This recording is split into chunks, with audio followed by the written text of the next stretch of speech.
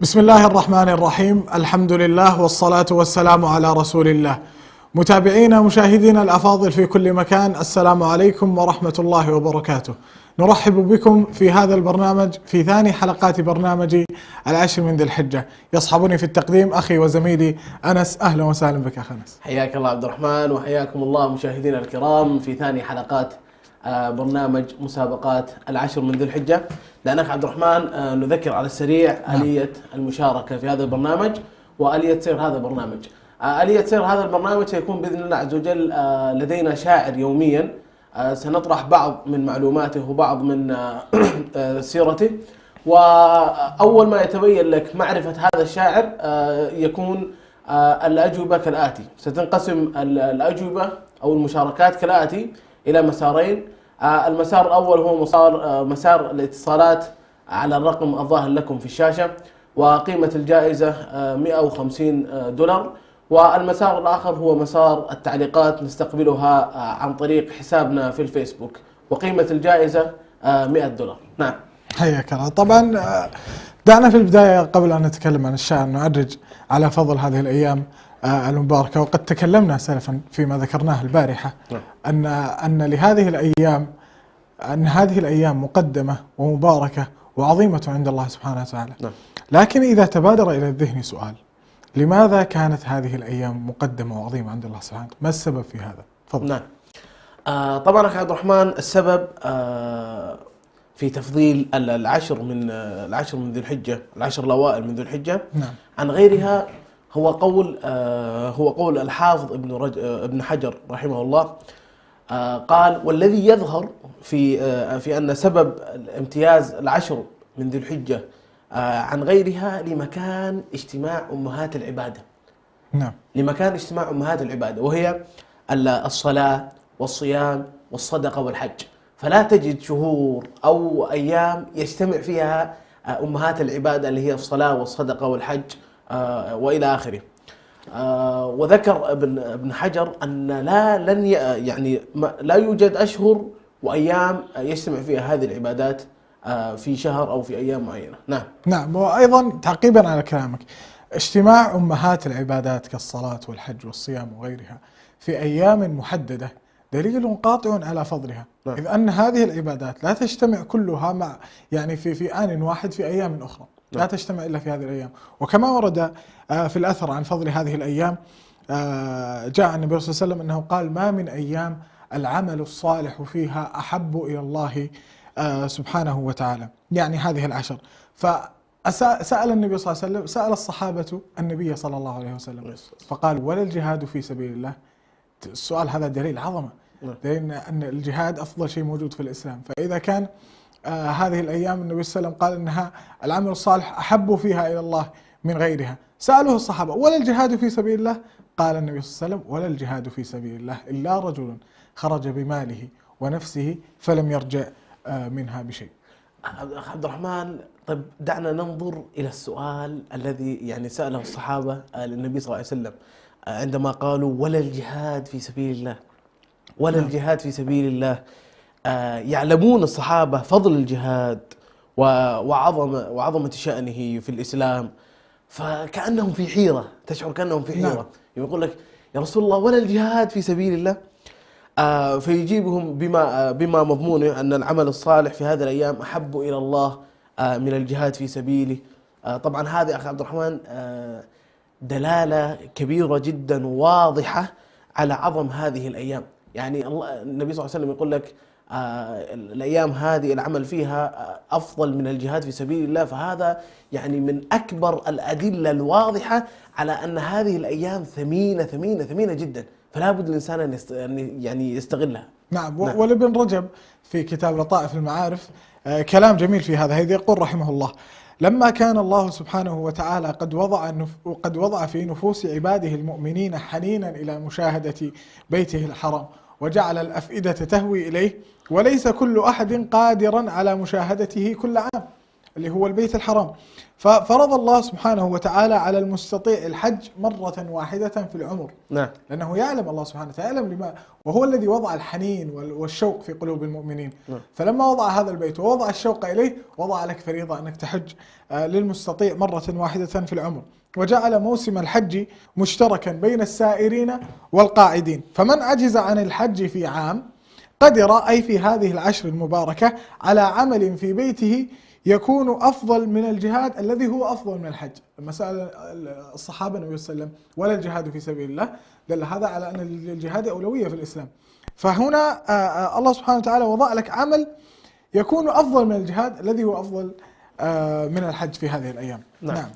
طيب أخ عبد الرحمن، حين يعلم المرء عن فضل والخير الوفير المتواجد في هذه الأيام، يسارع إلى حث الخطى للطاعات، لعله أن ينال مغفرة ورحمة، وأن يكتسي بردة من الأعمال التي تشفع له يوم القيامة، أن يكتسي بردة من الأعمال التي تشفع له يوم القيامة، كما كسي صاحبنا لهذا اليوم بردة من النبي صلى الله عليه وسلم، وكان هذا وسام شرف له طول حياته. نعم.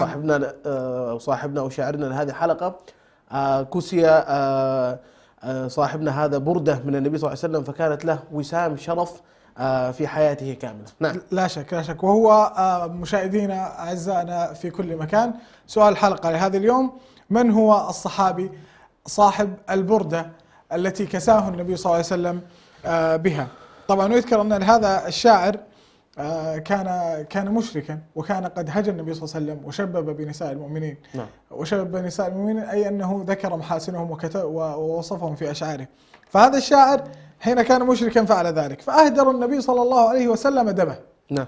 فلما أهدر النبي صلى الله عليه وسلم دمه كان هاربا، فلما جاء إلى النبي صلى الله عليه وسلم جاء معتذرا وقد أهدر دمه، جاء له بلامية شهيرة يقول في مطلعها: بانت سعاد فقلبي اليوم متبول. هو صاحب اللامية. نعم. صاحب البردة: بانت سعاد فقلبي اليوم متبول، متيم إثرها لم يفد مكبول. وقال فيها: أنبئت أن رسول الله أوعدني، والعفو عند رسول الله مأمول، مهلا هداك الذي أعطاك نافلة القرآن فيها مواعظ وتبديل. فلما قال هذه القصيدة للنبي صلى الله عليه وسلم وكان النبي قد أهدر دمه، خلع النبي صلى الله عليه وسلم بردته، وهي تقريبا الجاكيت أو ما يلبس ليخفف عنك البرد. خلع النبي صلى الله عليه وسلم بردته وألبسه إياها، فكانت وسام شرف وكانت أمانا له، أي أن النبي صلى الله عليه وسلم قد عفى عنه بهذه القصيدة. نعم. أيضا عبد الرحمن يعني ذكر في نفس القصيدة أبيات، أو في نفس البردة ذكر أبيات حكمة شهيرة جدا، وقال: كل ابن أنثى وإن طالت سلامته يوما على آلة حدباء محمول، إن الرسول لنور يستضاء به مهند من سيوف الله مسلول. وهو طبعا شاعرنا لهذا اليوم هو شاعر مشهور ومخضرم، وهو ابن الزهير بن أبي سلمة الشاعر المشهور، وقد ورث الشعر عن أبيه، طبعا عن أبيه زهير، وله كذلك أخوة وما إلى ذلك. نعم. طبعا إذا كان هناك رجل أبوه هو زهير بن أبي سلمة، فلا شك أنه بيطلع شاعر. يعني زهير بن أبي سلمة مشهور في الجاهلية، وهو صاحب إحدى المعلقات العشر التي قيل أنها علقت على أستار الكعبة. نعم. فهو ولد لزهير بن أبي سلمة. زهير بن أبي سلمى كما ذكرنا شاعر ذو شأن، وله أخ اسمه بجير بن زهير، نعم. وابنه عقبة وحفيده العوام، كلهم شعراء. يعني ما يعقل أنه يخرج في هذه الدوامة رجل غير شاعر. نعم. إذا صار أبوك شاعر وأخوك شاعر وما إلى ذلك خلاص. أي فبتطلع شاعر ومن هذا القبيل. تلقن الشعر عن أبيه، وكان مثل أخيه بجير كانوا يخرجون إلى البر ويتلقنون الشعر في ذلك. ناخذ أول اتصال. ألو السلام عليكم. وعليكم السلام ورحمة الله وبركاته. أهلا وسهلا أختي، اسمكم من وين تكلمينا؟ ألو. نعم نسمعك، اسمكم من وين تكلمين أختي الفاضلة؟ معكم موسى كبيرة. موسى كبيرة، المعذرة. من وين تكلمنا أخ موسى؟ من إسطنبول تركيا. اسطنبول. هل تعرفت على الشاعر لهذا اليوم؟ نعم. من هو؟ كعب بن زهير بن أبي سلمى رضي الله عنه. كعب بن زهير بن أبي سلمى رضي الله عنه. شاكر لك هذا الاتصال وإن شاء الله يحالفك الحظ. طيب دعنا ناخذ اتصال آخر. نعم. نقول السلام عليكم. ألو السلام عليكم. وعليكم السلام ورحمة الله، أهلا وسهلا. أهلا فيكم. كل سنة وأنتم طيبين إن شاء الله. الله يحييك يا حبيبتي. من معي ومن وين تكلمين أختي الفاضلة؟ نعم الصوت ما واضح. من معي ومن وين تكلمين يا أختي الفاضلة؟ معاكم شيخة سمير من الخرطوم. الأخت شيخة سمير من الخرطوم، حياك الله أخت شيخة. هل عرفتي شاعرنا لهذا اليوم؟ أيوة قريت معاكم. الجواب الشاعر كعب بن أبي سلمى. كعب بن زهير رضي الله عنه. أتمنى لك حظا طيبا إن شاء الله. أتمنى لك حظا طيبا أختي بإذن الله عز وجل، ويحالفك الحظ بإذن الله عز وجل تفوزين معنا اليوم بإذن الله. نستقبل اتصال آخر. السلام عليكم. السلام عليكم. وعليكم السلام ورحمة الله. وعليكم السلام ورحمة الله. من أين تكلمنا والاسم الكريم؟ ياسر محمد من الرياض. ياسر محمد من الرياض. عرفت من الإجابة يا ياسر؟ كعب بن زهير. كعب بن زهير، شكرا لك.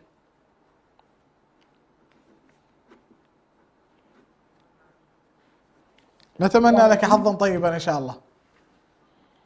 دعنا ناخذ اتصال آخر. نقول السلام عليكم. وعليكم السلام ورحمة الله وبركاته. أهلا وسهلا، حياك الله أختي الفاضلة. من معي من وين تكلميني؟ ألو. ألو السلام عليكم. وعليكم السلام من الرياض. حياك الله أختي. من معي ومن وين تكلميني؟ من الرياض. الاسم. أم أمل. اسمعيني من التليفون. أم أمل الجبرتي. أم أمل الجبرتي، حياك الله. هل عرفتي شاعرنا لهذا اليوم؟ الإجابة أي نعم. كعب بن زهير. كعب بن زهير. أنا أتمنى لك حظا طيبا أم أمل، وتفوزين إن شاء الله معنا في هذا اليوم بإذن الله. نعم. نعم ناخذ اتصال آخر. ألو السلام عليكم. وعليكم السلام ورحمة الله وبركاته. حياك الله أخي الفاضل. من وين تكلمنا واسمك الكريم؟ نعم. الاسم الكريم ومن أين تكلمنا؟ نعم أنا اسمي عبد الأول محمد سعيد من السويد. عبد الأول محمد سعيد من السويد. تعرفت على هذا الشاعر نعم. لهذا اليوم؟ نعم هو كعب بن زهير رضي الله عنه. كعب بن كعب زهير بن زهير رضي الله عنه. يحالفكم الحظ إن شاء الله. شاكر لك. كعب بن زهير. نعم. إلى اتصال آخر. نقول السلام عليكم. السلام عليكم. حياك الله. من معي ومن وين تكلمنا أخي الفاضل؟ الله يحييك. تفضل. من معي ومن وين تكلمني؟ معك خالد ناصر من الرياض. الأخ خالد ناصر من الرياض. هل عرفت شاعرنا لهذا اليوم أخ خالد؟ شلون؟ هل عرفت الشاعر لهذا اليوم؟ نعم، كعب بن زهير رضي الله عنه. كعب بن زهير رضي الله عنه. أتمنى لك حظا طيبا أخ خالد، ويحالفك الحظ بإذن الله عز وجل اليوم وتفوز معنا. ناخذ آخر اتصال. ألو، السلام عليكم قبل الفاصل. وعليكم السلام ورحمة الله. اسمك الكريم أخي الفاضل، ومن أين تحدثنا؟ معك عبد الله عبد العليم من بريطانيا. عبد الله عبد العليم من وين؟ بريطانيا. من بريطانيا. تعرفت على الصحابي هذا اليوم أخ عبد الله؟ اي نعم ان شاء الله. الصحابي كعب بن زهير رضي الله عنه. كعب بن زهير رضي الله عنه. يحالفك الحظ إن شاء الله، ونسمع صوتك مرة أخرى. شاكر لك. مستمعينا ومشاهدينا الأفاضل في كل مكان، للحديث بقية، ونستقبل باقي اتصالاتكم بإذن الله بعد هذا الفاصل القصير، فابقوا معنا.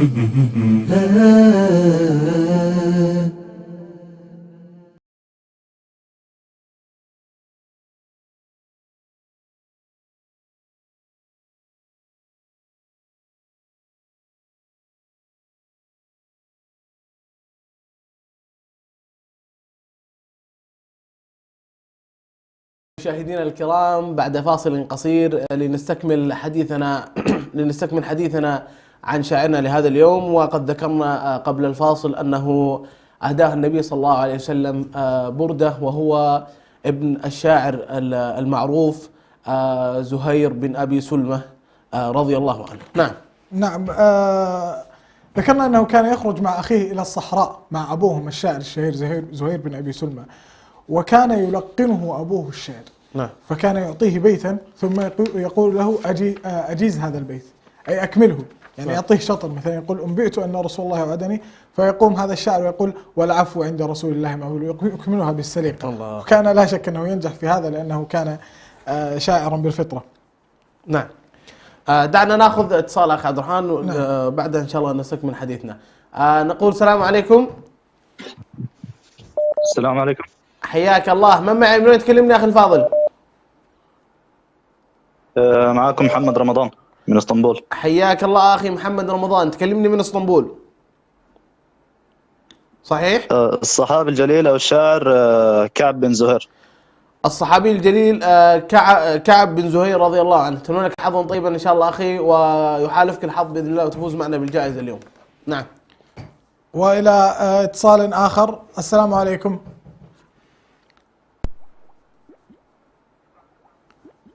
لعلنا فقدنا الاتصال. نعم.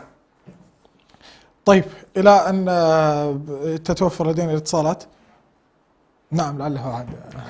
حياك الله أخي، تفضل. ألو، السلام عليكم. موجود الاتصال مخرجنا؟ وعليكم السلام ورحمة الله. وعليكم السلام، أهلا وسهلا، نسمعك. الاسم الكريم وين تكلمنا أخي الفاضل؟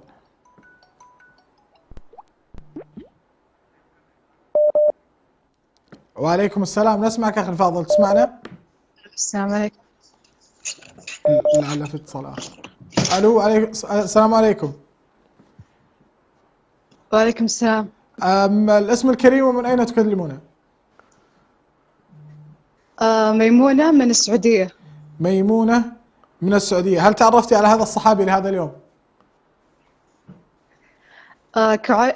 كعب بن زهير. كعب بن زهير، نتمنى لك حظا طيبا إن شاء الله. تفضل.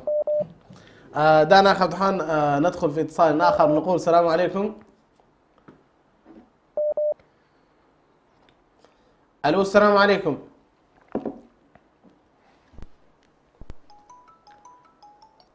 ألو هل تسمعني يا أخي الفاضل؟ ألو السلام عليكم.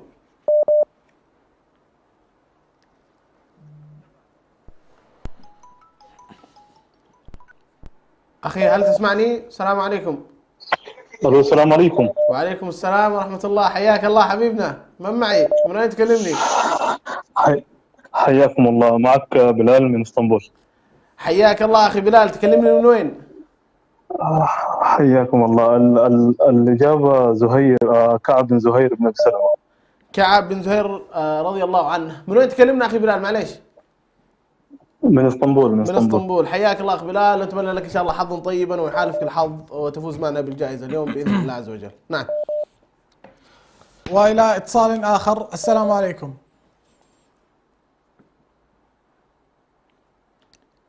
معنا الاتصال. ألو السلام عليكم.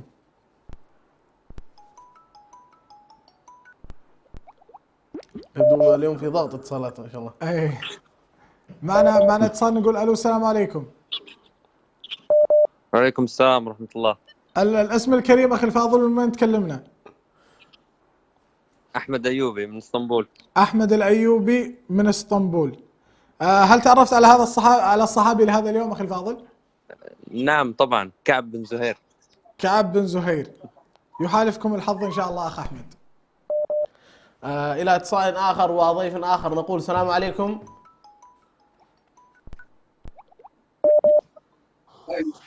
ألو السلام عليكم. السلام عليكم. حياك الله أختي الفاضلة، من معي؟ من وين تكلميني؟ هالة محمد من الرياض. هالة محمد من الرياض. هل عرفتي الشاعر لهذا اليوم أختي هالة؟ كعب بن زهير رضي الله عنه. كعب بن زهير رضي الله عنه، أتمنى لك حظا طيبا أختي هالة وتفوزين معنا إن شاء الله بالجائزة اليوم. نعم. نستقبل اتصال. السلام عليكم. لعلنا عاد نختم بهذا الاتصال لضيق الوقت. ألو السلام عليكم.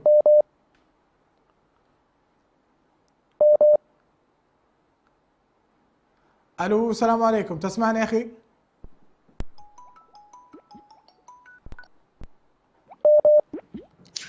ألو السلام عليكم.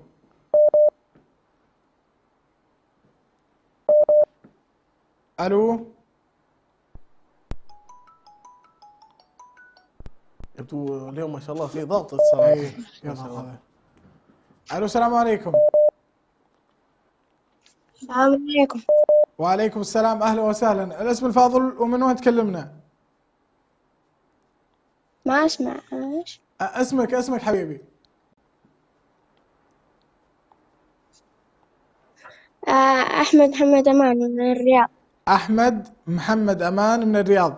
تعرفت على على هذا الشاعر اليوم يا أحمد؟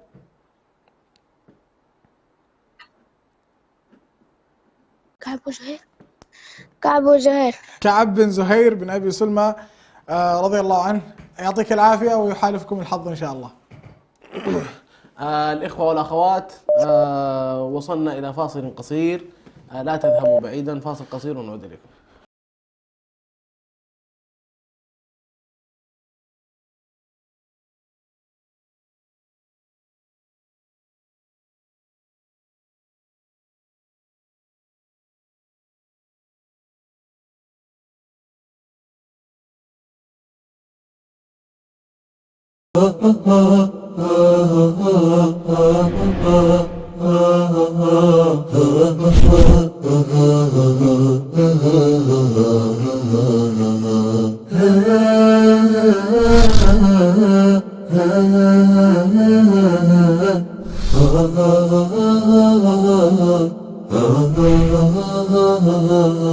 بسم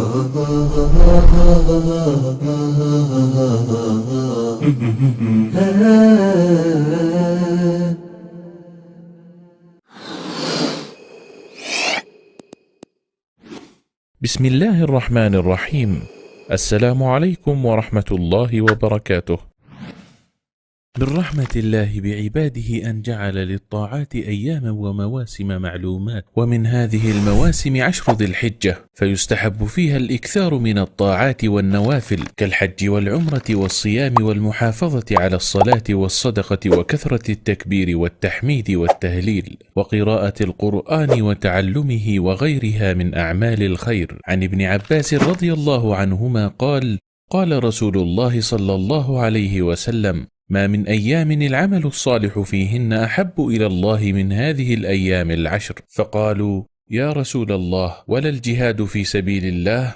قال: ولا الجهاد في سبيل الله إلا رجل خرج بنفسه وماله فلم يرجع من ذلك بشيء. ومن أهم هذه الأيام يوم عرفة. ومن فضل هذا اليوم على سائر الأيام أنه اليوم الذي أخذ الله فيه الميثاق على بني آدم، واليوم الذي أكمل الله فيه الدين وأتم فيه النعمة على النبي صلى الله عليه وسلم وأمته، وهو يوم مغفرة الذنوب والعتق من النيران، وهو يوم عيد لأهل الموقف بعرفة. شرع النبي صلى الله عليه وسلم صيامه لغير الحاج، فقال: صيام يوم عرفة أحتسب على الله أن يكفر السنة التي قبله والسنة التي بعده. قال النبي صلى الله عليه وسلم: خير الدعاء دعاء يوم عرفة، وخير ما قلت أنا والنبيون من قبلي لا إله إلا الله وحده لا شريك له، له الملك وله الحمد وهو على كل شيء قدير.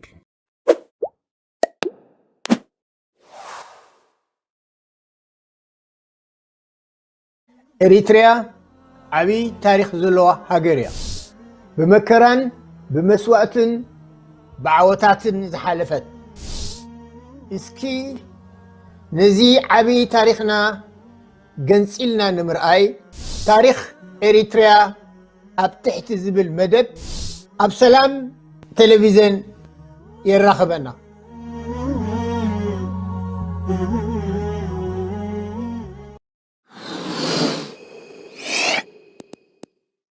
بسم الله الرحمن الرحيم. السلام عليكم ورحمة الله وبركاته. كابتن رهي الله نبارته سناي تجبار زجبرلو فلوت معلتن وانن بمجباري. أبز وان زي 10 معلتات ناي ورحي ذو الحجين. أبعتن تأزاز الله مفتامن سناتات مبزحن يفتو. كم حجي عمران صوم صلاة مسجدن صدقة مصوات مهابن تكبير تحميد تهليل كتب الزحي فتو كم اون قرآن مقرأن ممهارن كالق صبق سراحن مسرحن. ابن عباس رضي الله عنه نبي صلى الله عليه وسلم كمزي إلوم يبل كاب كالق معلتتات نب الله استفتوا إذن نايزو الحجة 10 معلتتات كوينن كاب ان العلي زسرح لن معلتتات يلن كمز دما إلوم حتيتم ولا جهاد في سبيل الله ولا جهاد في سبيل الله بزيك حدثب لجهاد بنفسون نبرتون كيدو فتسمو زيت ملسه ترميزي زي محلالفو إتا قندي معلتي دماني عرفة معلتيا زا معلتي عرفة كاب كالوات معلتتات اتبل تصلو مخنيات الله كاب قدام قال كيدان زوصدلو معلتيو إذا معلت زي ناي الله هيمانوت زملا قالو معلتين تصقؤو ننبينا نهزبون زتمملون إيو إذا معلت زي ناي حاتيات محرت كاب جهنم مدحانن أب عرفة نزلو معلتي عيديو نبينا صلى الله عليه وسلم نتي أب حاج زي اللسب معلتي حج تصوموا إلهم كم زدما إلهم تصوم معلت عرفة نايز حلفت عامة نايت متس عامة مغفرة كجبر لنا الله نلمن مسلم زمزقبوه نبينا محمد صلى الله عليه وسلم زبلت دعاء أم معلت عرفة أنن اتم زحالفوا نبيات زبولو بزيك حدا الله بحقهم جزء زقبأنا كال أملاخ يلن شركة زي بلو نقصنا ناتو مزقانا نعوو قبل علي كله كقلت زلويو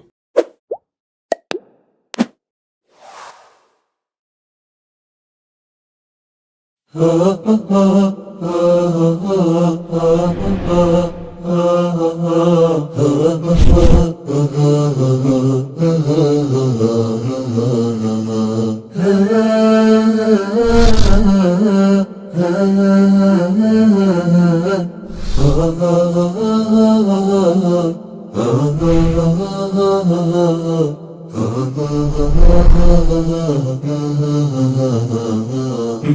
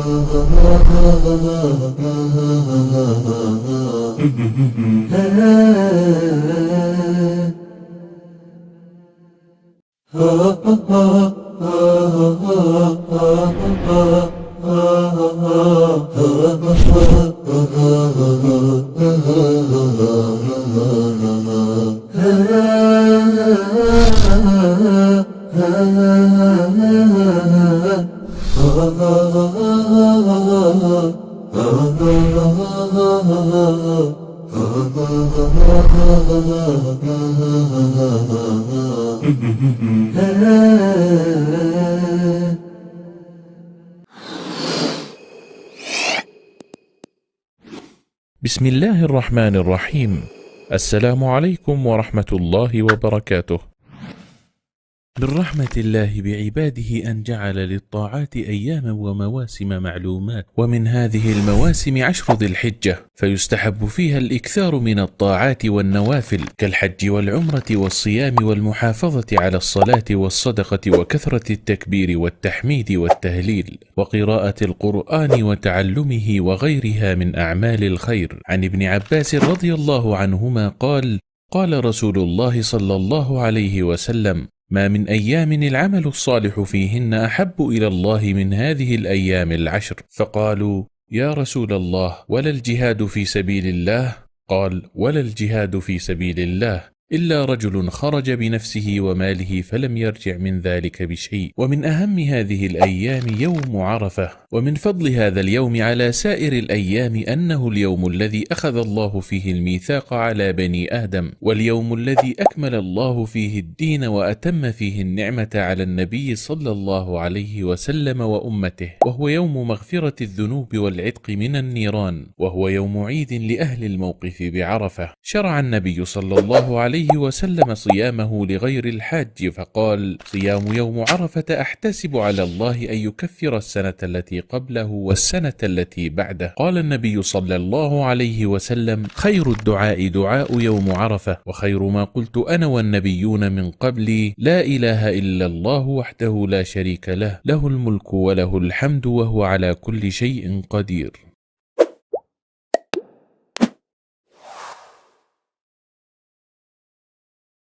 إريتريا عبي تاريخ زلوة هاجريا بمكران بمسوأة بعوتات زحالفت.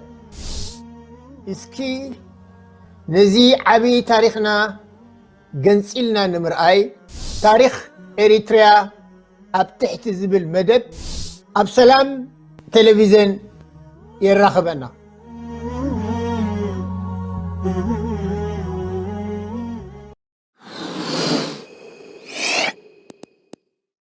بسم الله الرحمن الرحيم. السلام عليكم ورحمة الله وبركاته. كابتن رهي الله نبارو سناي تجبار زجبرلو فلوت معلتن وانن بمجباري. أبز وان زي 10 معلتات ناي ورحي ذو الحجين. أبعتن تأزاز الله مفتامن سناتات مبزحن يفتو. كم حجي عمران صوم صلاة مسجدن صدقة مصوات مهابن تكبير تحميد تهليل كتبزح يفتو كمون قرآن مقرأن ممهارن كالق صبق سراحن مسرحن ابن عباس رضي الله عنه نبي صلى الله عليه وسلم كمزي إلوم يبل كاب كالق معلتتات نب الله استفتوا إذن نايزو الحجة 10 معلتتات كوينن كاب أن العلي زسرح لن معلتتات يلن كمزي دما إلوم حتيتم ولا جهاد في سبيل الله ولا جهاد في سبيل الله بزيك حدثب لجهاد بنفسن نبرتون كيدو فتسمو زيت ملسه ترميزي زما حلالفو اتا قندي معلتي دماني عرفة معلتيا زا معلتي عرفة كاب كالوت معلتتات اتبل تصلو مخنيات الله كاب قدام قال كيدان زوسدلو معلتيو اذا معلت زي ناي الله هيمانوت زملا الله معلتين تصقو ننبينا نهزبون زتمملون ايو اذا معلت زي ناي حاتيات محرت كاب جهنم مدحانن اب عرفة نزلو معلتي عيديو نبينا صلى الله عليه وسلم نتي اب حاج زي اللسب معلتي حج تصوموا إلهم كم زدما إلهم تصوم معلت عرفة نايز حلفت عامتن نايت متس عامتن مغفرة كجبرلنا الله نلمن مسلم زمزقبوه نبينا محمد صلى الله عليه وسلم زبلت دعاء معلت عرفة أنن اتم زحالفوا نبيات زبولو بزيك حدا الله بحقهم جزء زقبأنا كال أملاخ يلن شركة زي بلو نقسنا ناتو مزقانا نعوو قبل علي كله كقلت زلويو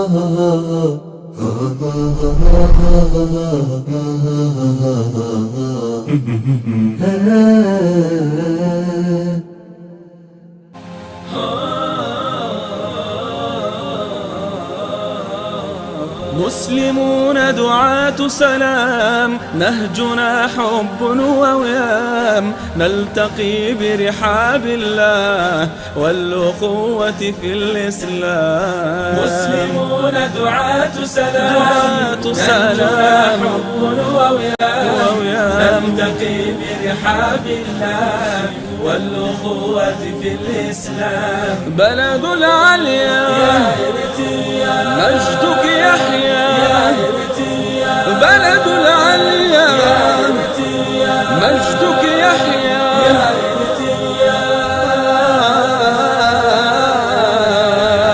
يا إريتريا.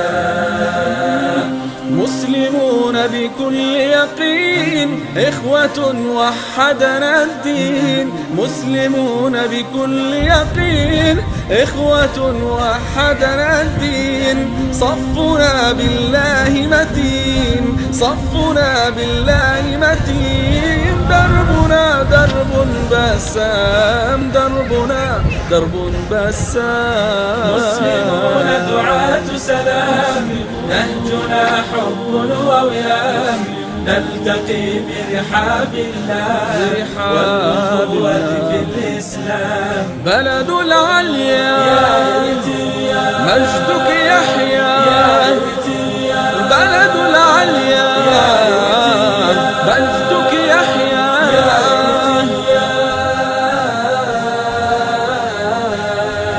يا إريتريا.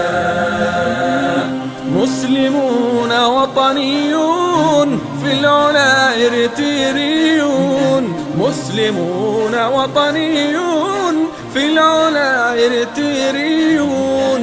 نعشق الوطن الميمون، نعشق الوطن الميمون. نبتني فيه الأحلام، نبتني فيه الأحلام. مسلمون دعاة سلام، نهجنا حب ووئام، نلتقي برحاب الله والأخوة في الإسلام. بلد العليا مجدك يحيى، بلد العليا مجدك يحيى.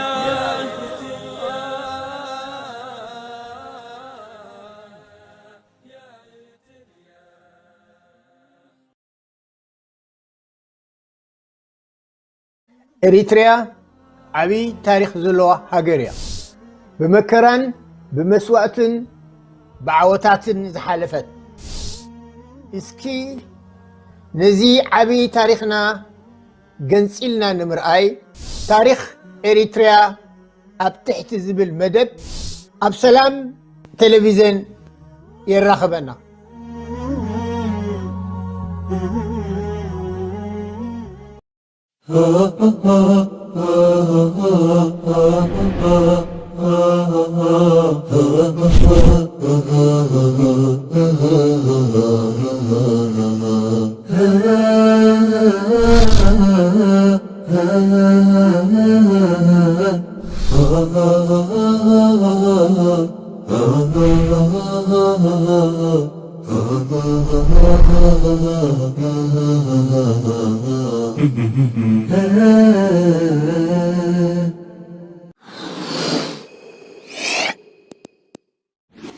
بسم الله الرحمن الرحيم.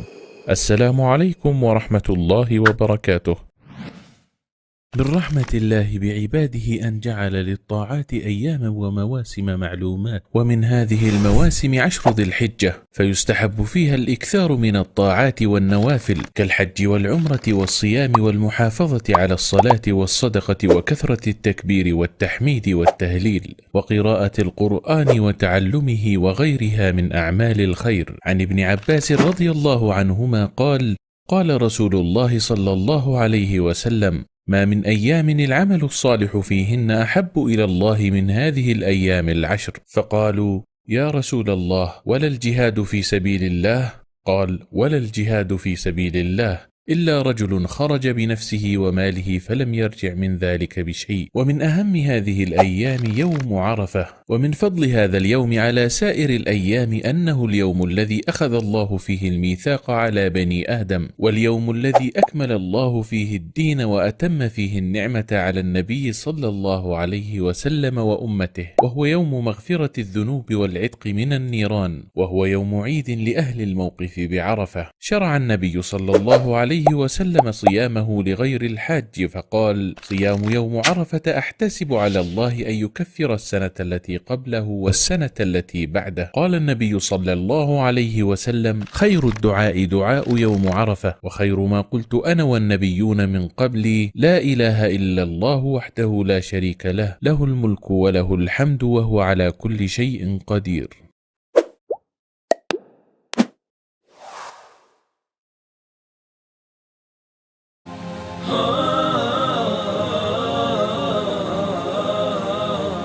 مسلمون دعاة سلام، نهجنا حب ووئام، نلتقي برحاب الله والأخوة في الإسلام. مسلمون دعاة سلام، نهجنا حب ووئام، نلتقي برحاب الله والأخوة في الإسلام. بلد العليا مجدك يحيى، بلد العليا مجدك يحيى،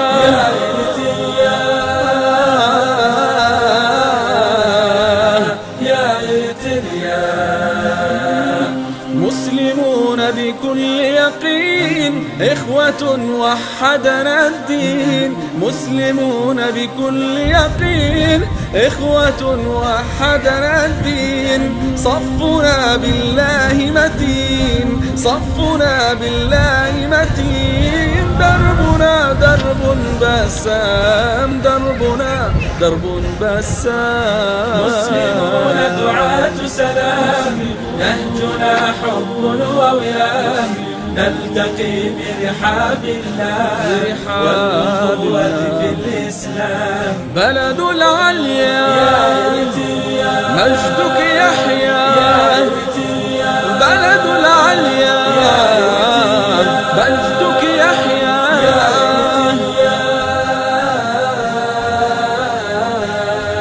يا إريتريا.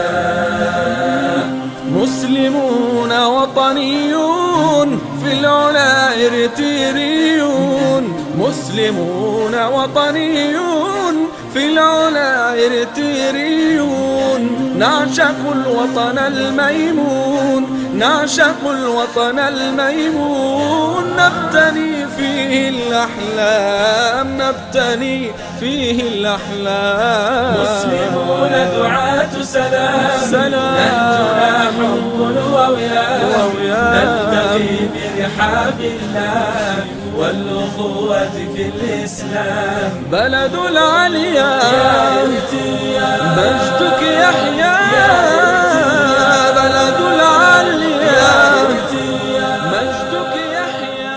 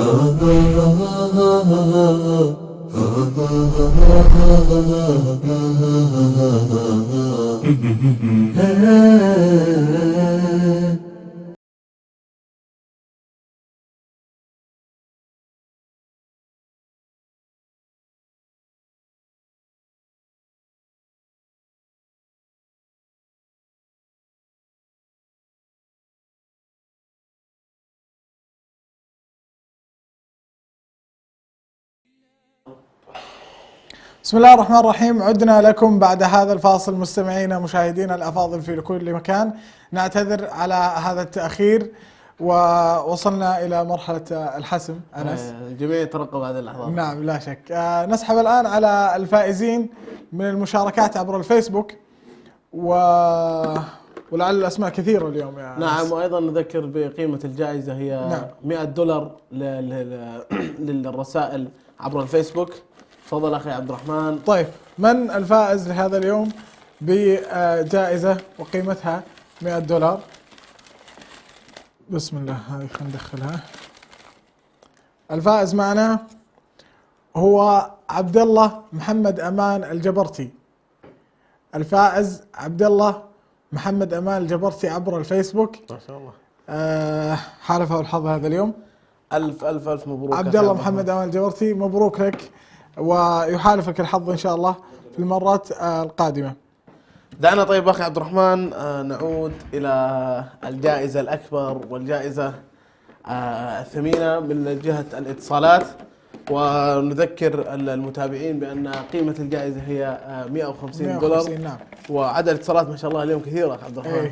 أتمنى إن شاء الله للجميع حظا طيبا.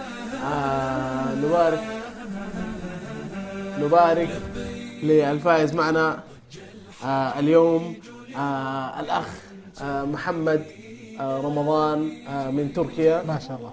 ألف ألف ألف مبروك لك أستاذ محمد رمضان، فوزك اليوم بجائزة بقيمة $150.